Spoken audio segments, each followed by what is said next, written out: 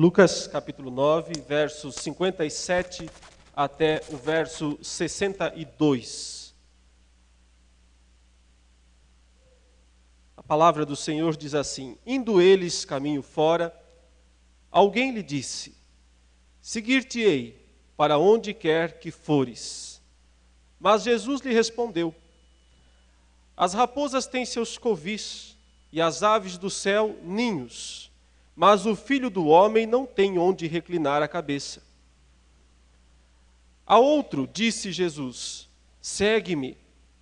Ele, porém, respondeu: Permite-me ir primeiro sepultar meu pai. Mas Jesus insistiu: Deixa aos mortos o sepultar os seus próprios mortos. Tu, porém, vai e prega o reino de Deus. Outro lhe disse: Seguir-te-ei, Senhor, mas deixa-me primeiro despedir-me dos de casa. Mas Jesus lhe replicou: Ninguém que, tendo posto a mão no arado, olha para trás, é apto para o reino de Deus. Até aí, meus irmãos e irmãs, a leitura da palavra de Deus. Finalizamos assim o capítulo 9 do Evangelho de Lucas, o capítulo que é o que trata de forma mais abrangente sobre o discipulado, sobre a vida de um discípulo. Lá no início, vocês devem estar lembrados, o Senhor Jesus convocou, diz lá no versículo 1 do capítulo 9, tendo Jesus convocado os 12, deu-lhes poder e autoridade sobre todos os demônios e para efetuarem curas. Também os enviou a pregar o reino de Deus e a curar os enfermos. Portanto, meus irmãos, o projeto de Jesus, através do discipulado, era visando o crescimento da igreja, o crescimento do reino, o crescimento do seu número de discípulos. A estratégia de Jesus foi a seguinte: ele chamou pessoas, no caso aqui 12, depois no capítulo 10 ele vai chamar mais 70, mostrando que não era exclusividade dos 12 esta tarefa. Os 12 apóstolos tinham lá suas prerrogativas, suas funções especiais que o restante da igreja não recebeu. Mas como Jesus também chamou mais 70 pessoas lá no capítulo 10, então mostrou que o discipulado e a responsabilidade discipular é prerrogativa da igreja inteira, e não apenas dos 12 apóstolos.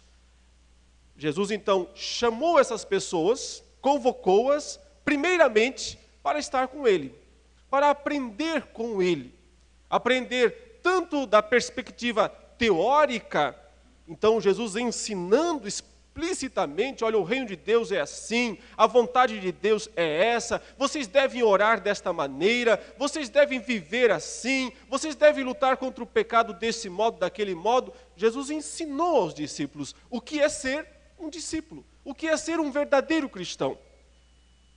E então os enviou para que eles pudessem representá-lo, testemunhá-lo, falar coisas a respeito dele para o mundo, para as pessoas. No caso lá, naquela região da Galileia, onde havia muitas pequenas cidades. A gente lembra de algumas assim de cabeça, não é? Cafarnaum, Betsaida, cidades da Galileia, Nazaré, ficavam numa região bem populosa, mas cidades bem pequenas. O trabalho era grande, porque eles precisavam ir de cidade em cidade. Claro, andando a pé, andando com jumento no máximo. Precisavam ir de cidade em cidade, dizendo: nós queremos falar para vocês a respeito de Jesus Cristo, o profeta da Galileia, o profeta de Nazaré. Fazendo isso, eles despertavam o interesse das pessoas daquelas vilas, daquelas cidades pequenas, para ouvir mais de Jesus. Então Jesus ia para aquelas cidades. Ele ia para as cidades que eles, ou seja, onde ele seria bem recebido. Tanto é que ele disse: olha, se vocês chegarem a alguma dessas pequenas vilas, cidades, ou mesmo uma casa, e as pessoas não quiserem receber vocês, é a mim que eles não querem receber. Então, vocês podem sair de lá e bater, chacoalhar o pó, tirar o pó das sandálias de vocês e irem adiante, sigam em diante, vão procurar outros lugares, outras casas, outras cidades, e deixem essas. Mais rigor haverá para essas do que em Sodoma e Gomorra no dia do juízo. Então, por terem rejeitado a oferta do Evangelho, a oferta da salvação. O projeto de Jesus, então, para fazer a sua igreja crescer, não era usar grandes ajuntamentos. Os ajuntamentos aconteciam, mas Jesus mesmo percebeu que não davam muito resultado. Por que não davam muito resultado? Porque geralmente quando as multidões se reuniam ao redor de Jesus, elas estavam ali por curiosidade e também por algum benefício. Desejando, quem sabe, uma cura. Jesus realizava muitas curas, uma libertação, algo nesse sentido, ou até mesmo como ele criticou ao pessoal depois que ele multiplicou os pães e os peixes, lá em João capítulo 6, mais para frente ele vai para um lugar, a multidão vai lá atrás, ele diz assim, vocês estão aqui, não é pelo pão do céu, vocês estão aqui pelo pão da terra, vocês querem isso, né? Então Jesus sabia que as reuniões de grandes multidões nem sempre eram muito produtivas para firmar as pessoas na fé. Mas o relacionamento de 1 a 1, de 2 a 2, isso sim trazia grande resultado. Por isso que ele escolhe então depois dos 12, mais 70 discípulos e diz, vão de 2 em 2, passem de cidade em cidade, de vila em vila, e lá vocês falem a meu respeito, e então depois eu irei também para essas cidades. Por isso, meus queridos irmãos, nós não precisamos inventar coisas, nós não temos que ir atrás de novidades, de projetos megalomaníacos para fazer a igreja crescer verdadeiramente. Nós só precisamos seguir o que foi proposto por Jesus Cristo. Seguir este caminho simples do discipulado. Observe que Jesus não quis ele fazer toda a obra sozinho. Ele poderia, ele é Deus, ele é todo poderoso, ele poderia dar um clique com o dedo e todo mundo vir ali e se prostrar diante dele.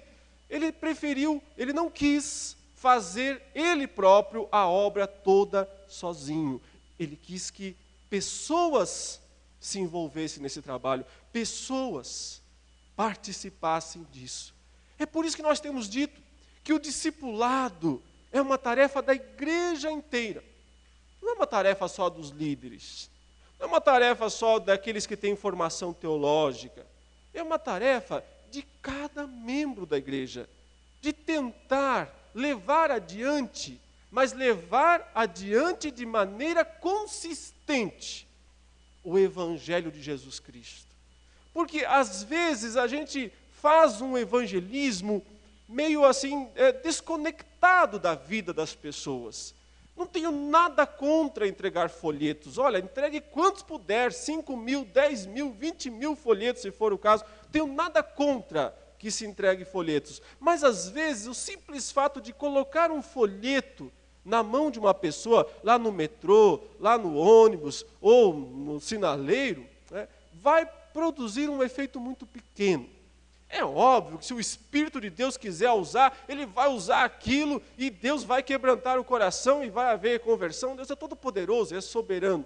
Mas a experiência mostra que este tipo de abordagem acaba sendo pouco produtiva, esse tipo de abordagem. E a longo prazo, para a igreja local, não redunda em verdadeiro crescimento para a igreja local. Até porque você sabe, a pessoa pegou o seu folheto, ela leu, de repente, ela se converteu, mas aí ela não vai para a sua igreja, ela mora longe, está em outro lugar, nunca mais vai ver você na vida, e ela vai procurar outro lugar. Amém. Deus abençoe. Pode ser um caminho de Deus alcançar as pessoas, mas para a igreja crescer, nós precisamos de discipulado. Para a igreja crescer, nós precisamos de cada membro, todos os membros da igreja envolvidos nesse trabalho de levar adiante o Evangelho. Nós precisamos ser mais comprometidos com o Evangelho. precisamos ser mais comprometidos com a igreja. Nós somos tão comprometidos com outras coisas, não é? Cada um de nós é muito comprometido com as suas tarefas pessoais, com a sua sobrevivência pessoal. Também não há nenhum problema em fazer isso, tem que levantar, tem que trabalhar, tem que lutar pela empresa que trabalha. Mas veja, quando você quer crescer lá no seu ambiente profissional, então você entrou na empresa lá com um cargo baixo, pequeno, certo? Mas você visualiza o quê? Eu quero chegar a gerente, eu quero chegar a chefe, eu quero chegar a coordenadora, a diretor, né? Quem sabe até dono, sei lá. Eu quero crescer. O que você faz? Você se empenha. Né? Você, usando uma linguagem bem popular, dá o sangue por aquela empresa, para que ela tenha resultados, para que você, por sua vez, também, né, obtenha aí o crescimento profissional que você deseja. Mas o problema é que quando nós vamos fazer parte da igreja, nós nem sempre pensamos parecido dessa maneira. Eu não estou dizendo que igreja é empresa. Igreja não é empresa. É algo muito melhor do que uma empresa. É algo muito superior do que uma empresa. E a igreja precisa dos seus membros. Então, o nosso objetivo nessa época do ano aqui, ao falar sobre discipulado, não é para ser só assim um evento, algo que veio, que vai, que passou. Não. É formação mesmo. É formação de uma igreja discipuladora. Uma igreja onde cada membro procura discipular alguém, alcançar alguém com a verdade do Evangelho, para dar fundamentação para essa pessoa na palavra de Deus. Esse foi o método usado por Jesus, para que o ministério dele crescesse. E ao longo de todo esse capítulo, nós vimos como ele ensinou, na teoria e na prática, qual era o comportamento ideal de cada discípulo para que os resultados benéficos viessem. E ao final desse capítulo, chegamos aqui nesses últimos versículos, lendo uma passagem muito conhecida nossa, muito conhecida. Mas talvez agora, depois de termos estudado todo o capítulo 9, essa passagem fique ainda mais interessante para nós. Porque é interessante que no final dessa história toda, desse treinamento que Jesus deu aos 12 discípulos em particular, e também, digamos, até certo ponto público, Jesus faz uma certa seleção de discípulos. Faz um pequeno vestibular de discípulos, um teste seletivo de discípulos. E ao final, reprova pelo menos 2, se não os 3. De 3 aqui, candidatos a discípulos que se apresentam para ele, 2 são claramente reprovados por Jesus, e o terceiro eu fico na dúvida, não sei, parece que também foi, mas não dá para ter certeza, você já vai entender por quê. Então, nós já entendemos aqui uma verdade bem, até certo ponto, diferente do que às vezes se imagina a respeito da vontade de Jesus de ter discípulos, certo? Porque, sabe, nós às vezes pensamos que Jesus está assim meio desesperado, querendo arrumar discípulos para si. Não sei se às vezes isso não é uma falha nossa, até mesmo no apresentar Jesus Cristo. A gente às vezes apresenta Jesus Cristo para as pessoas, assim como se Jesus estivesse desesperado para que a pessoa o aceite. Nós até usamos muito essa palavra, ela não é errada. Olha, aceite a Jesus. Ela não é errada, não é? As pessoas precisam aceitar a Jesus como seu Senhor e como seu Salvador, mas precisam entender o que significa isso. O que significa realmente isso. E entender também que não só elas precisam aceitar a Jesus, mas que Jesus precisa aceitá-las. Porque se Jesus não aceitá-las, elas vão ficar de fora. Vão ficar de fora do grupo de discípulos de Jesus. Então, observe como nesse texto, o Senhor Jesus testa o ímpeto, a profundidade da decisão de 3 pessoas. Ele vai testar isso. Ele não se contenta com apenas uma confissão verbal, porque os 3 fazem uma confissão verbal de aceitação de Jesus. Os 3 fazem isso. Mas Jesus não se contenta com uma mera aceitação verbal. E ele vai mexer com algo mais fundo, mais profundo na vida de cada um desses 3 candidatos a discípulo de Jesus. Vejamos então na ordem o que foi que aconteceu. Verso 57. Indo eles caminho fora, e nós sabemos que eles estavam indo para Jerusalém, não é? Porque o texto anterior deixou isso claro, que Jesus Cristo estava indo para Jerusalém, passou pela aldeia dos samaritanos não o quiseram receber, o Pedro e o Tiago até falaram, vamos mandar descer fogo do céu então, para consumir essa aldeia aí que não quis receber o Senhor. Eu disse, eu não estou aqui para perder, para destruir as almas dos homens, mas para salvá-los.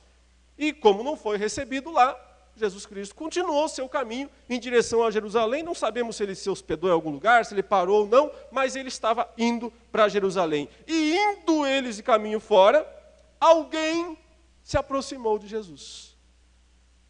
E disse algo bem interessante. Ele disse assim, seguir-te-ei para onde quer que fores.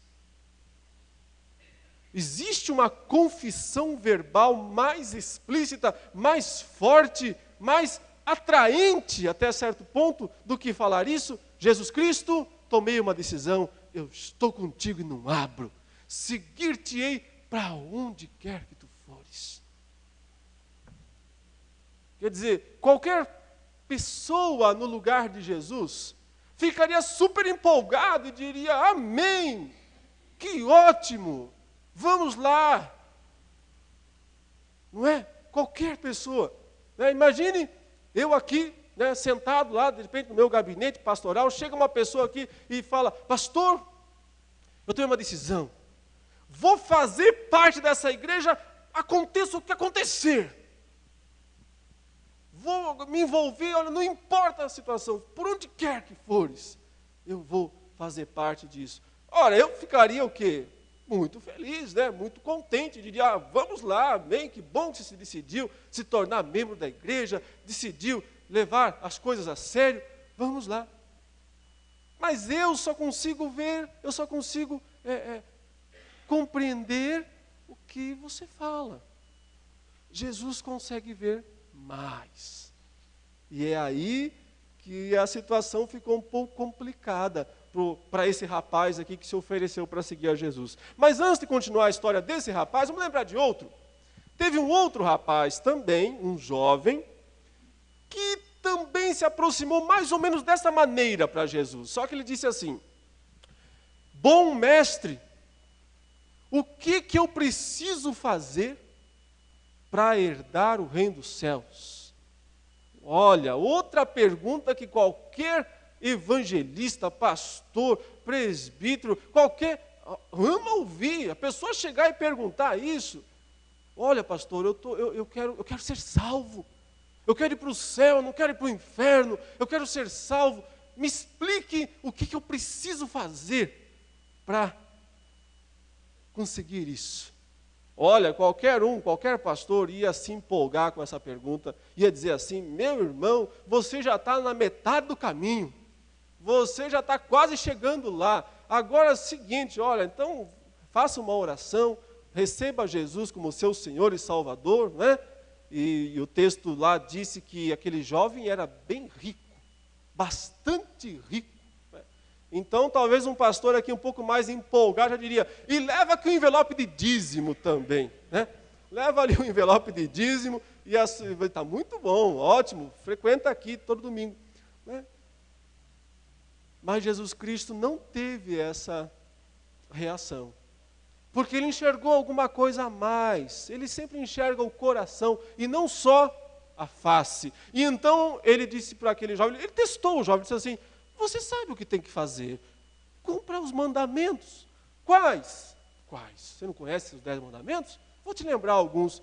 Honra seu pai e sua mãe, faz isso, faz aquilo, não mate, não adultere. Ah, esses aí, ó, eu cumpro desde que eu era desse tamanho. Esses aí, é fichinha. Eu cumpro desde que eu era pequenininho. Essa foi a resposta dele. Aí ele acabou de se revelar. Acabou de revelar o grave orgulho que dominava a sua alma. De pensar que era justo, que era perfeito. Então a pergunta dele foi mais ou menos assim: o que falta? O que eu ainda tenho que fazer? Mas a resposta que ele queria ouvir de Jesus era: não falta mais nada. Era isso que ele queria ouvir. Essa era a resposta que ele queria ouvir para sair todo cheio de si no meio da multidão. Ele queria um elogio de Jesus. Ele queria não, meu jovem, você já fez tudo. Você é bom, você dá esmolas, você ajuda todo mundo, não precisa mais nada. Olha, vem aqui, toma o carnê de dízimo, faz parte da igreja, só isso que você precisa.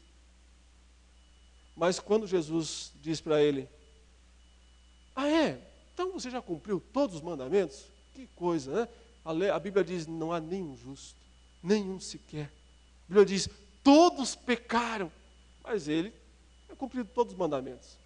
Então, prove, faz um teste, prova que você já cumpriu tudo. Faz uma coisa ainda só. Venda tudo que você tem. Dá aos pobres. Vem, segue-me. E você vai ter um tesouro no céu.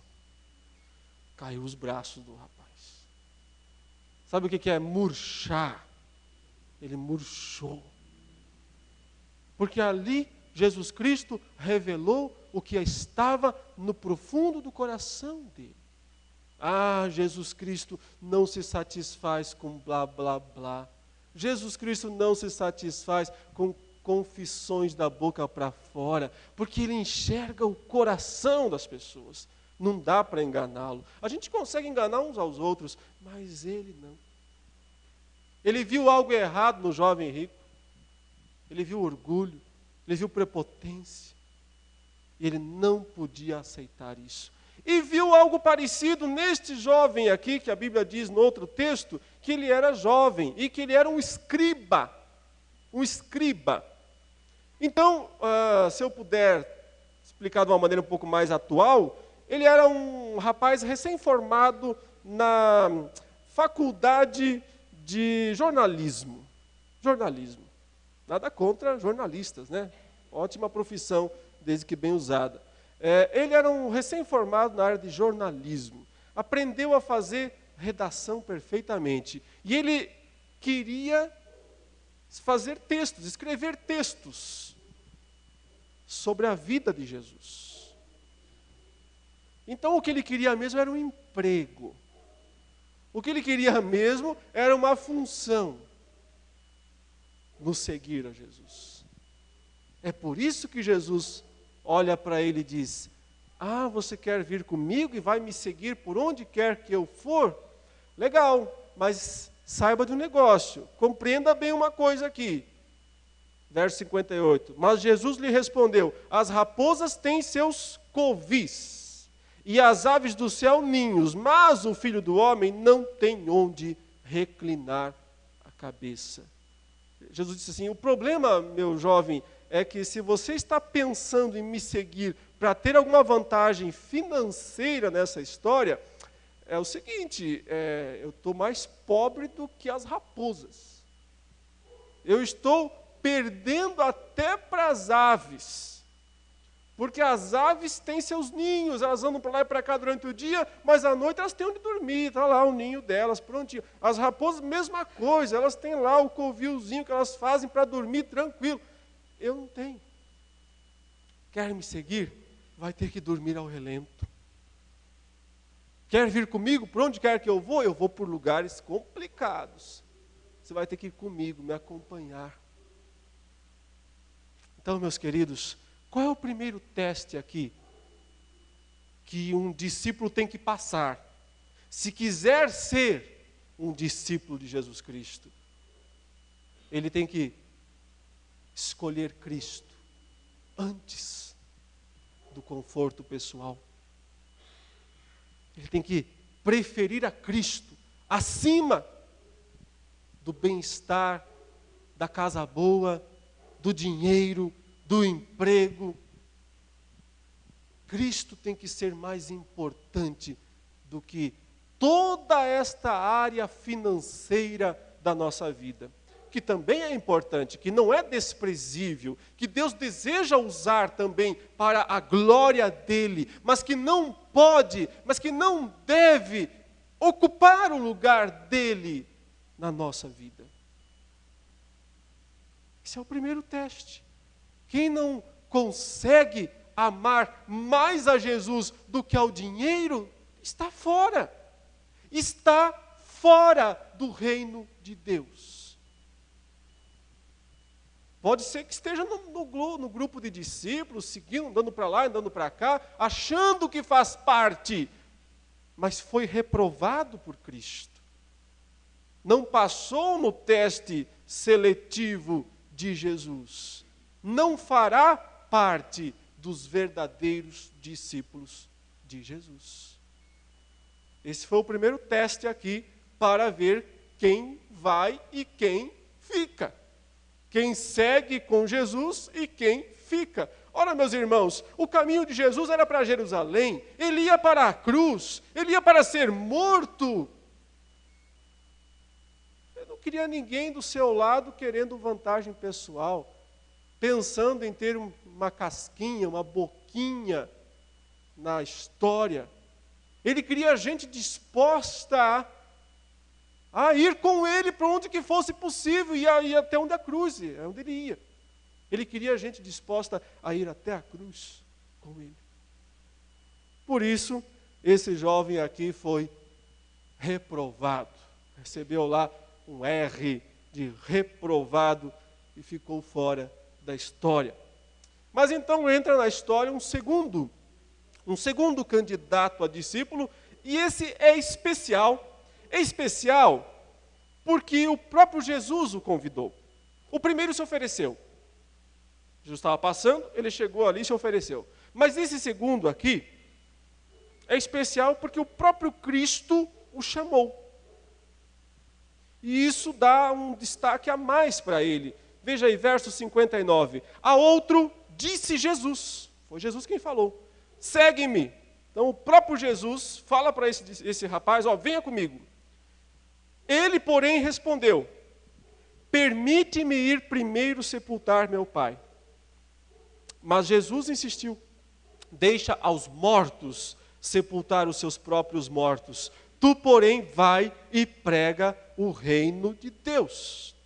Por isso que eu falei que desses 3 discípulos, um talvez tenha dado certo. 2 foram reprovados, o primeiro e o último. Mas esse do meio aqui, uma vez que foi o próprio Jesus que o chamou, talvez ele tenha ido, talvez ele tenha obedecido, mas a Bíblia não dá o final da história, então nós vamos ficar na dúvida.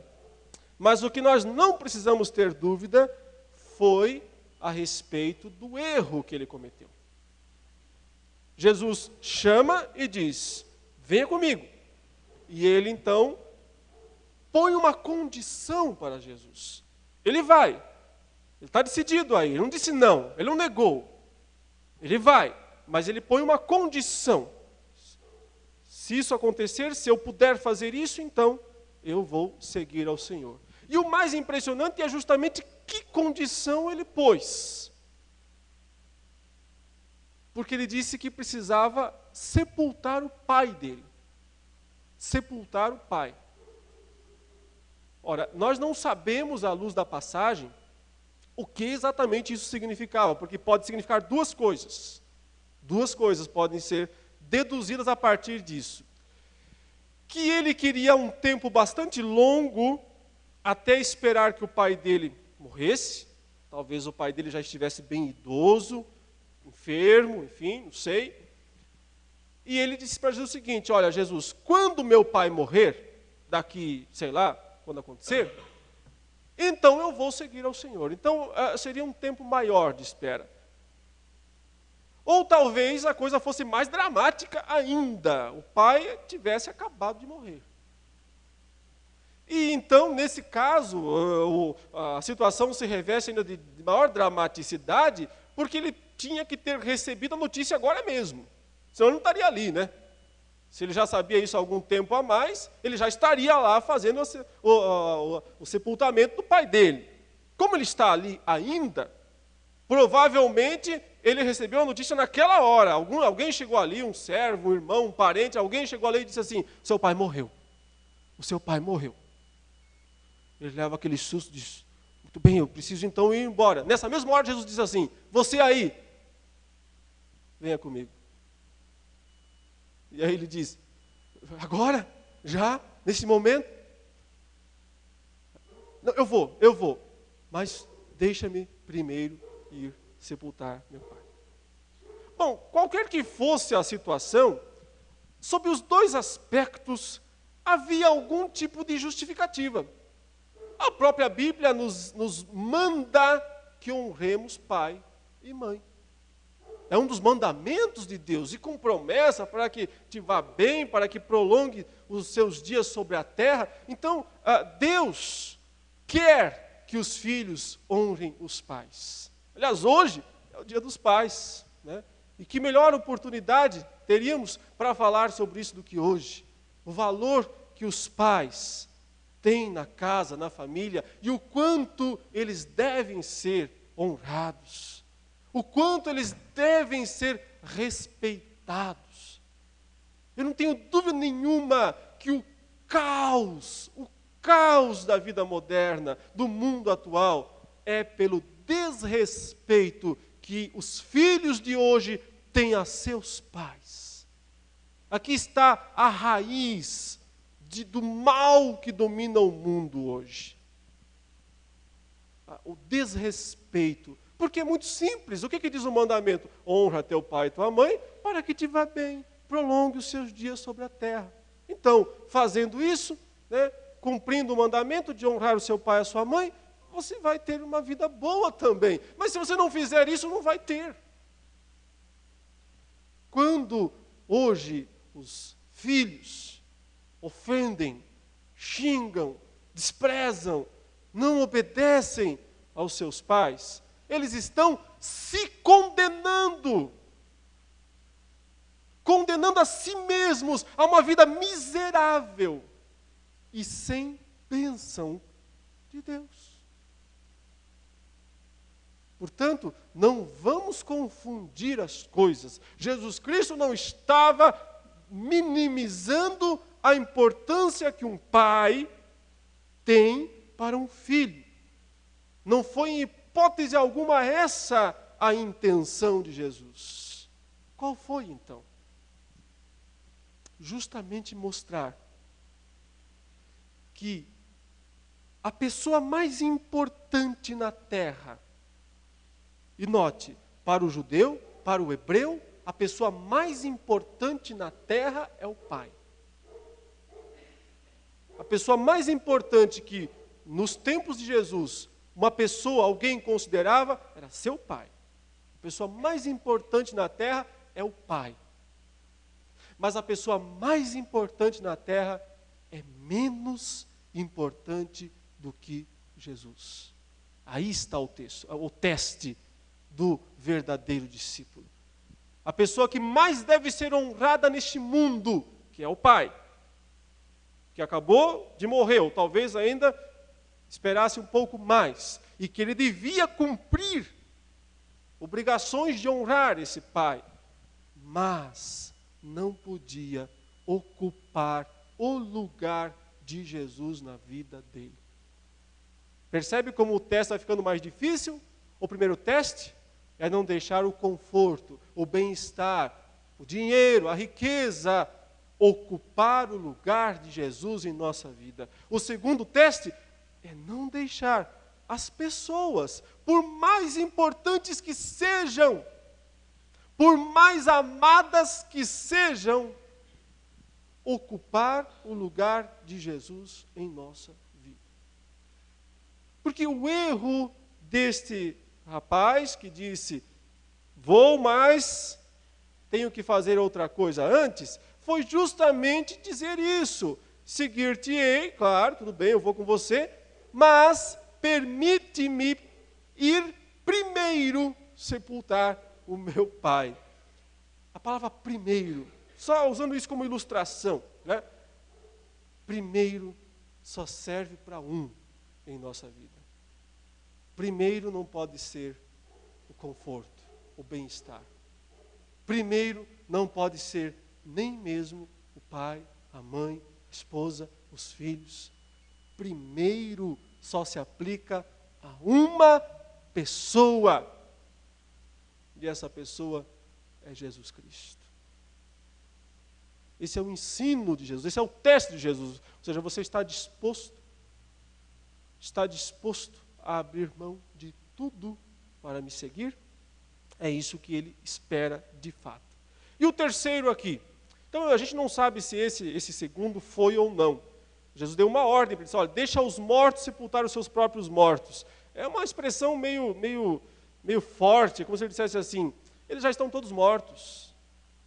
Então, Jesus sabe todas as coisas. Ele sabia que os pais, ou o pai desse candidato a discípulo, e os irmãos estavam todos mortos, espiritualmente falando. Então ele falou, então estão todos mortos, deixa os mortos sepultar os seus próprios mortos. Tu, porém, vai e prega o reino de Deus. Então ele deu uma ordem para ele, você vai lá e prega o reino de Deus. Então talvez ele tenha ido, né? O texto não diz o final da história, mas talvez ele tenha ido. Mas o próximo não foi. Outro lhe disse, então volta ao mesmo caso do primeiro, mais um que se oferece, mais um que diz, eu quero seguir, eu vou seguir. Veja o que ele diz, seguir-te-ei, Senhor, mas deixa-me primeiro despedir-me dos de casa. Sabe aquela pessoa que dorme na hora da mensagem?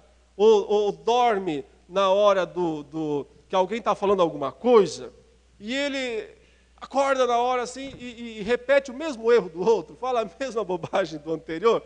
Então, temos um caso aqui.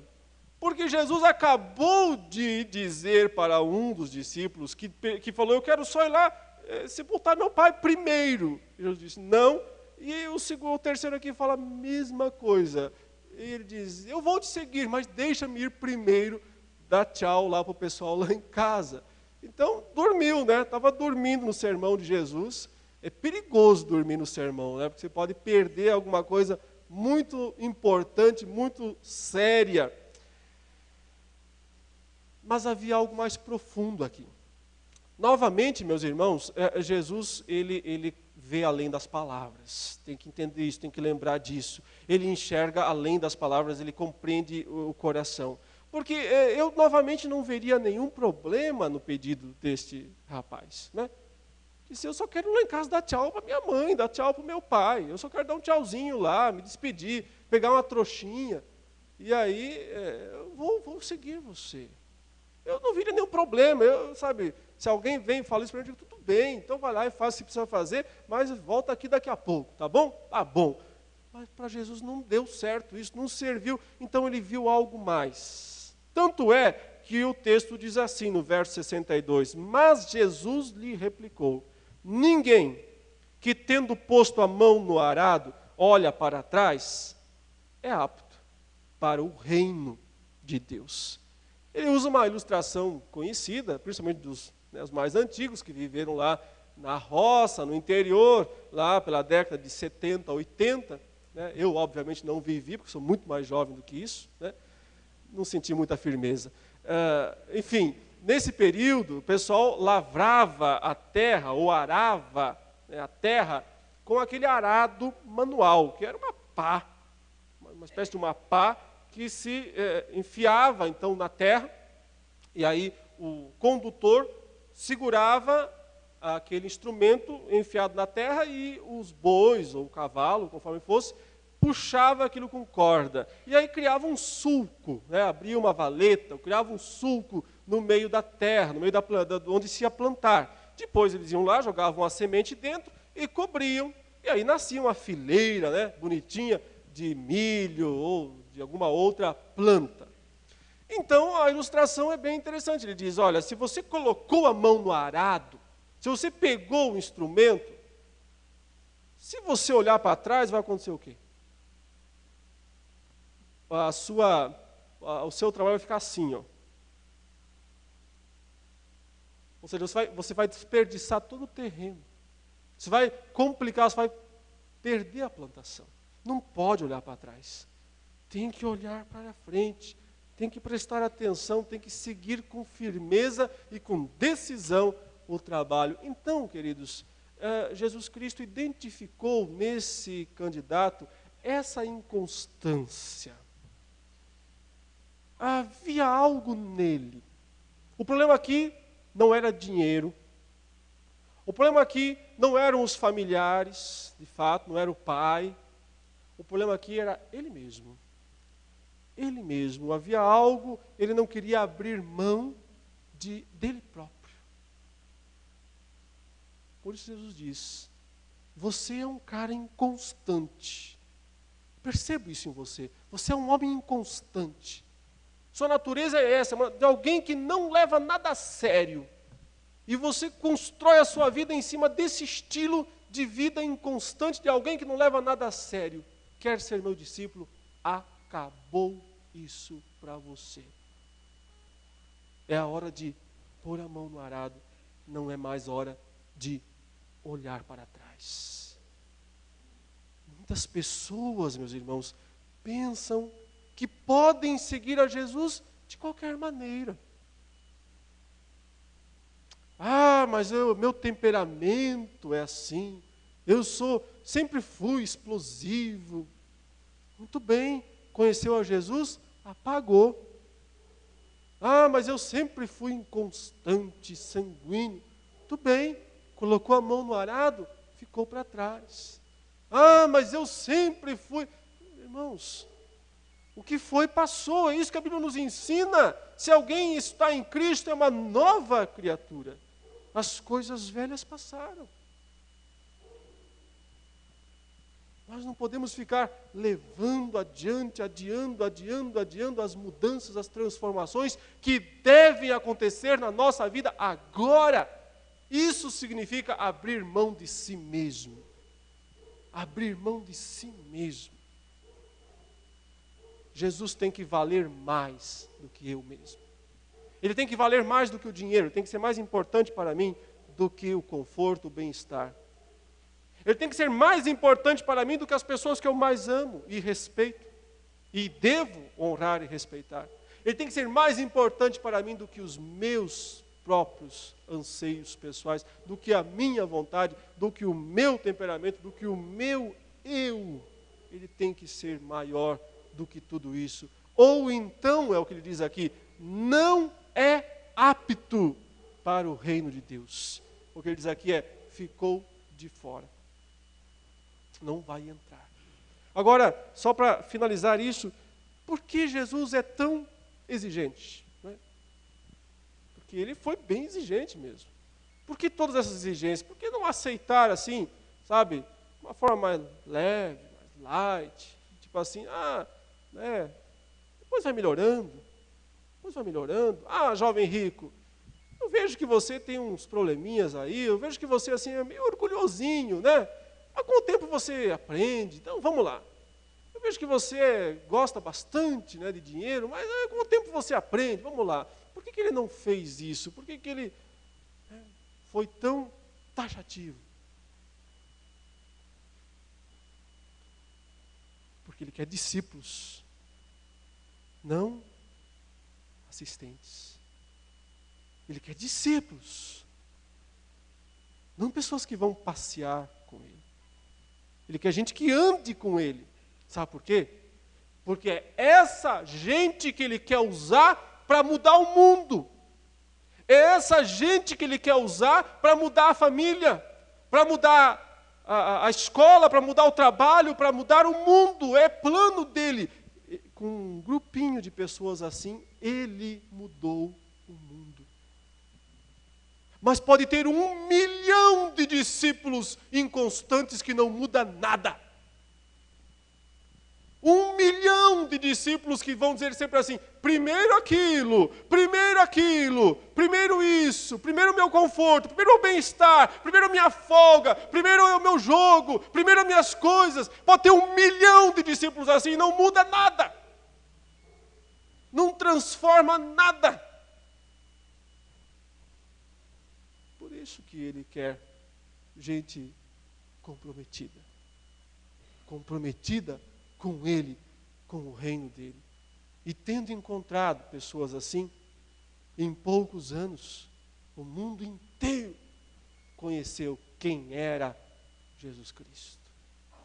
O mundo inteiro conheceu quem era Jesus Cristo. Mas hoje tem 2 bilhões de cristãos na terra e o mundo ainda não conhece quem é Jesus Cristo. Onde está o problema? Onde está a falha? A falha não está em Jesus, Ele é o mesmo, mas está nos discípulos, em nós mesmos. Aprendamos, meus irmãos, a colocar Cristo em primeiro lugar na nossa vida. Ele tem que vir antes do conforto, do bem-estar.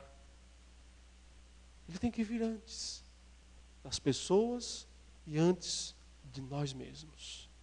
E então nós vamos ver coisas extraordinárias acontecer na nossa vida e na vida das outras pessoas.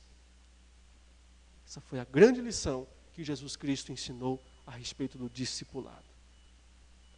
Ele não está pedindo perfeição, porque perfeição não há. E os próprios discípulos escorregaram muitas vezes. Os próprios discípulos que ouviram tudo isso falharam muitas vezes.